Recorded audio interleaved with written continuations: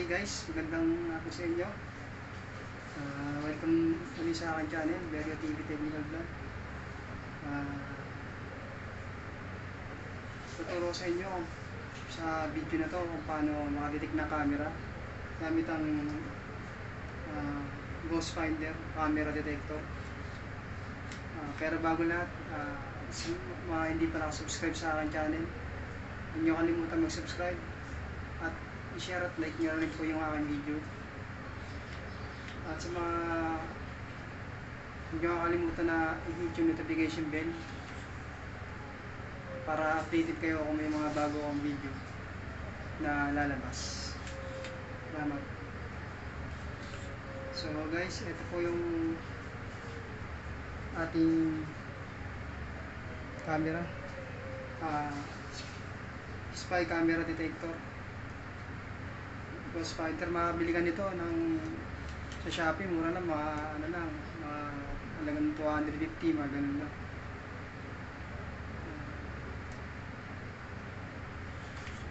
Maganda may ganito rin tayo kasi minsan pag napasok tayo sa mga lugar na hindi natin alam, mga pribadong lugar, may mga camera pala na minsan privado na yung natin, sa privacy natin, hindi natin alam na pa-camera na tayo. Minsan maganda rin may alam tayo sa ganito, didetect natin nga sa camera kung nasaan yung may sikretong camera. Dalawa kasi yan guys. Yung una, yung isang camera nadidetect siya na i-emit siya ng infrared. Yung infrared kaya din siyang madetect kung gagamitan na natin ng smartphone. Yung infrared ng camera saka infrared ng smartphone nyo, pag nilagyan nyo ng flashlight, minsan kaya siya madetect o kaya gagamit kayo ng apps. Yan yung mga sinaunang camera, yung mga luma. Pero yung mga bagong camera ngayon, yung mga nag-i-emit ng frequency, yung mga bagong camera ngayon, yung mga minis pa, yung mga CCTV camera na bago, mga IP camera, kailangan nyo ng device na ganito para ma-detect nyo sila kasi hindi sila kaya ma-detect sa infrared lang, frequency kasi yung ini-emit nila.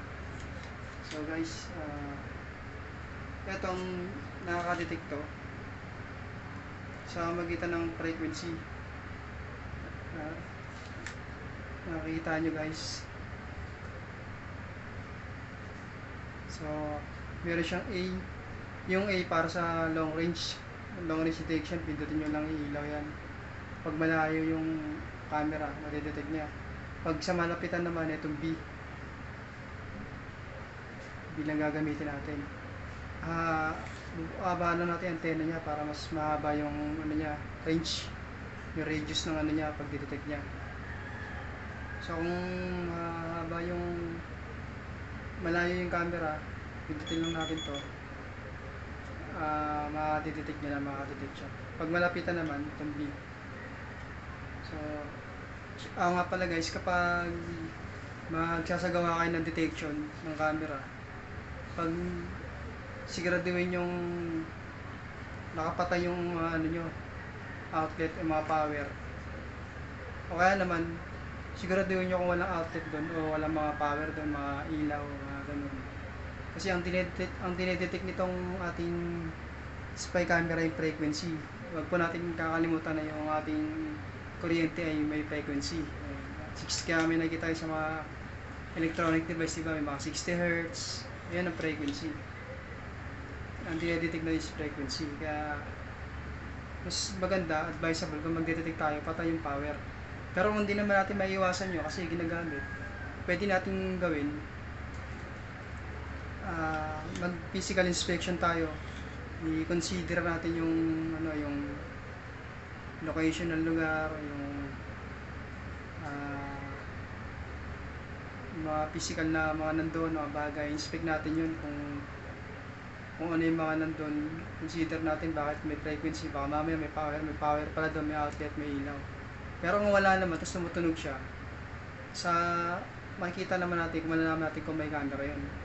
Makikita naman natin sa physical inspection sa device na to, sa magitan ng paggamit ng device na to. So pag gumamit tayo nito,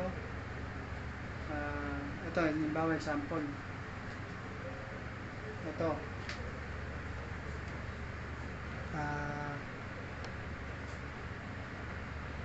may outlet tayo rito.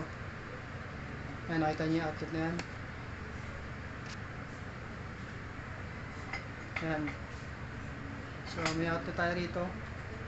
Pag nag-detect tayo ng camera gamit to, halimbawa may camera ka rito, tapos may outlet ka ron, madidetect niya yan. Ayan, nakita nyo guys, natunog. Kasi ang dinedetect nito is frequency.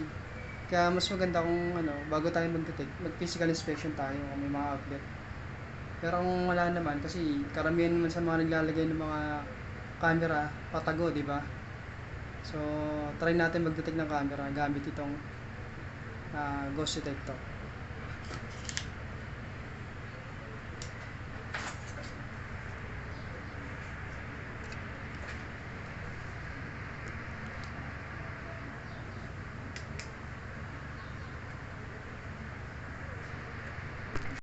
Guys, try natin gamitin tong ating camera detector.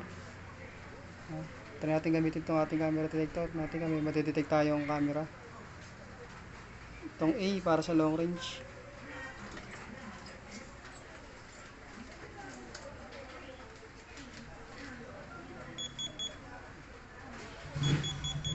Yan, kita nyo guys. So pag may na-detect siyang camera, natunog siya. Yan, walang mga outlet dito, walang mga power.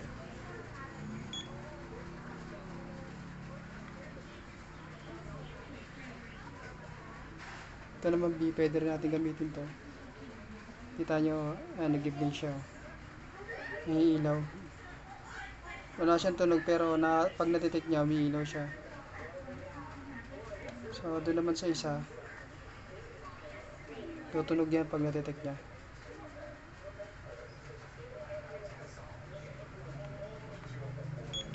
Yan, kanya guys.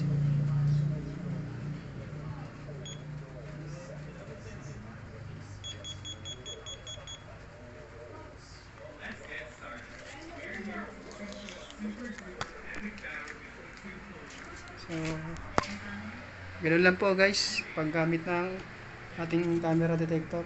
Tandaan po natin, ito po ghost camera, 200 lang po yan sa Shopee, makakabili kayo yan.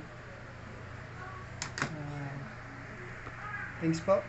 Huwag niyo po kalimutan mag-subscribe sa aking channel kung nagustuhan niyo ang aking video, at pakishare na rin po, pakilike ang ating video. Maraming salamat po. Verio TV Technical Vlog.